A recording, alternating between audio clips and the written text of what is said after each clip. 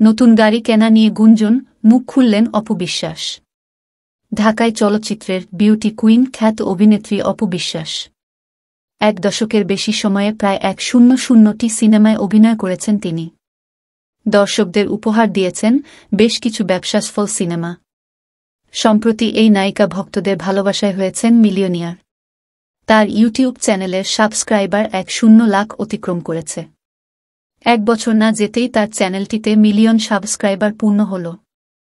এদিকে বর্তমানে বড় পর্দায় অপু বিশ্বাস তেমন নিয়মিত নন। নিজের ব্যবসায় নিয়ে বেশ ব্যস্ত সময় যাচ্ছে তার। পাশাপাশি স্টেজ শো সহ বিভিন্ন শোরুম উদ্বোধন নিয়ে বেশ ব্যস্ততা রয়েছে তার।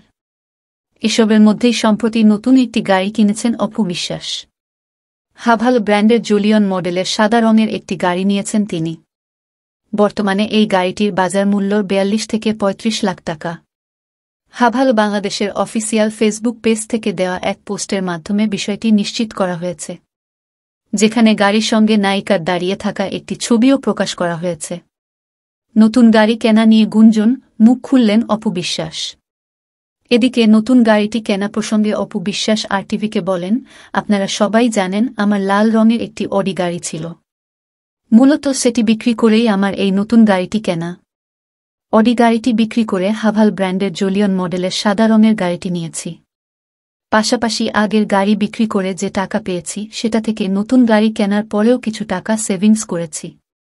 এদিকে নেটিজেনরা কেউ কেউ বলছেন অপুকে শাকিব খান গাড়িটি উপহার দিয়েছেন। বিষয়টি নিয়ে অপু বিশ্বাস বলেন, আসলে আমি বুঝি না কেন বারবার মানুষের শাকিব খানকে জড়িয়ে কথা বলতে হবে। আসলে এইসব এখন আমার আর ভালো লাগে না। এ কথাই বলবো, আমার গাড়ি কেনা নিয়ে শাকিব খানকে জড়িয়ে যা বলা হচ্ছে তা ভিত্তিহীন। প্রসঙ্গত অপু বিশ্বাসকে সবশেষ দেখা গেছে লাল শাড়ি সিনেমায়, যেখানে তার বিপরীতে অভিনয় করেছেন চিত্রনায়ক সায়মন সাদিক।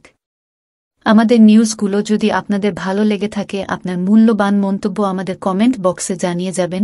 এতক্ষণ আপনাদের সাথে ছিলাম আমি নাবানিতা। ধন্যবাদ।